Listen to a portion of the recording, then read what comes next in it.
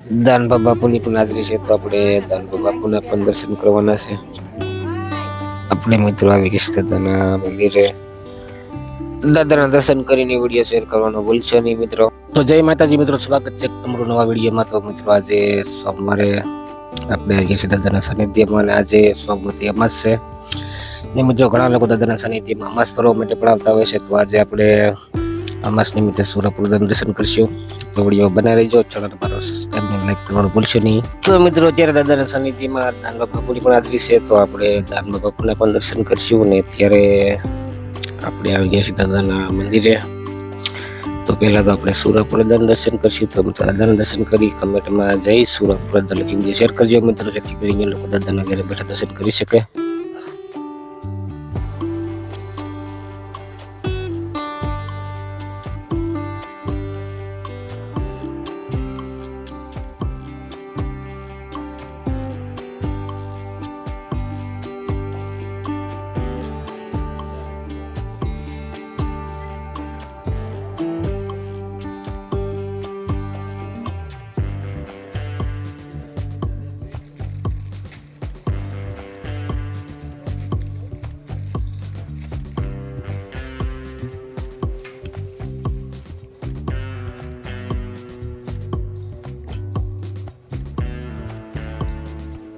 તો મિત્રો સૂર્યપૂર્ણ દાદાના દર્શન કરીને આપણે આવી ગયા છીએ મંદિરની સામેની બાજુમાં. તો તમે જોઈ રહ્યા છો અહીં હવન કુંડ પણ બનાવવામાં આવેલા છે. અને અહીંથી જ લોકો ભભૂતિ લેતા હોય છે પ્રસાદી માટે. મિત્રો આગળ આપણે દાનબા બાપુના પણ દર્શન કરવાના છે. તો વિડીયોમાં ઠેઠ સુધી બનાવી રહેજો. ચેનલમાં નવા સબસ્ક્રાઇબ અને લાઈક કરવાનું ભૂલશો નહીં.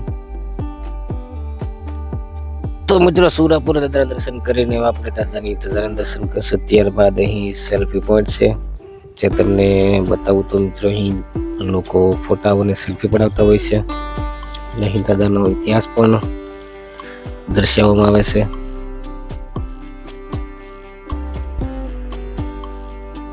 તો મિત્રો અહીં દિવાલે સુંદર મજાની દાદાની છબી પણ મૂકવામાં આવી છે, સાથે તેમનું નામ પણ લખવામાં આવેલું છે.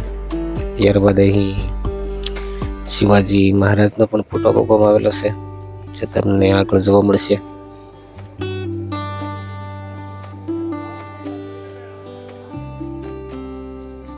તો મિત્રો અહીં દાદાના સાનિધ્યમાં દર સોમવારે અને મંગળવારે ખૂબ જ મોટી સંખ્યામાં દાદાના દર્શન આવે છે. સાથે સાથે તો સોમવતી અમાસ છે, જેથી કરીને લોકો દાદાના સાનિધ્યમાં અમાસ ભરવા પણ આવે છે. અને આજે ખૂબ જ મોટી સંખ્યામાં લોકો દાદાના દર્શન માટે આવેલા છે, જે તમે જોઈ રહ્યા છો. તો મિત્રો દાનબા બાપુની હાજરી છે, તો આપણે આગળ તેમના પણ દર્શન કરવાના છે. તો મિત્રો અહીં લોકો અત્યારે દાનબા બાપુના પણ દર્શન કરી રહ્યા છે, તો આપણે પણ દાનબા બાપુના દર્શન કરી લઈએ મિત્રો. ને ત્યારે ખૂબ જ ભીડ છે. તો મિત્રો અત્યારે બાપુના દર્શન માટે થોડી ભીડ છે, જે તમે જોઈ રહ્યા છો. તો હમણાં થોડી વાર બાપુ શેરની નીચે આવવાના છે, ત્યારે આપણે ફરીવાર દર્શન કરીશું. તો અત્યારે બપોરની પ્રસાદીનો સમય થઈ ગયો છે, તો આપણે પ્રસાદી લેવા પણ જઈએ મિત્રો.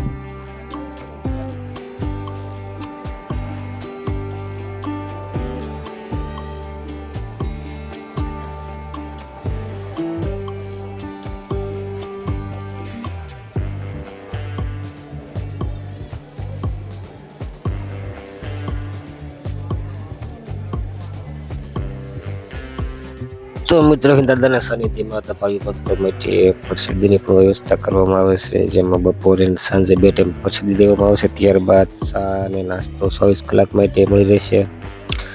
સાથે જ તમે દાદાના સાનિધ્યમાં દાદાના દર્શન માટે ગમે ત્યારે આવી શકો છો. મંદિર 24 કલાક માટે શરૂ જ હોય છે.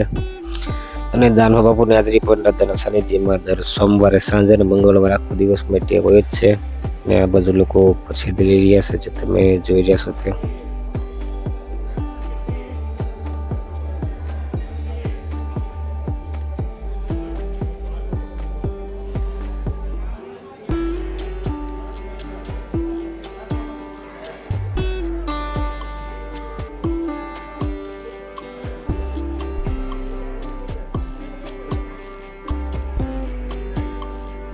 તો મિત્રો આજના બ્લોગમાં આપણે સૂર્યપૂર્ણ દાદાના સોમવતી અમાસ નિમિત્તે દર્શન કરી રહ્યા છીએ. તો વિડીયો શેર કરજો, ચેનલમાં તો સબસ્ક્રાઇબ અને લાઈક કરવાનું ભૂલશો નહીં. અને મિત્રો આવી જ રીતે આપણે દાદાના સાનિધ્યમાં દર સોમવારે સાંજે અને મંગળવારે બ્લોગ આવે છે તો એના માટે આપણી ચેનલને ખાસ સબસ્ક્રાઇબ કરી રાખજો મિત્રો.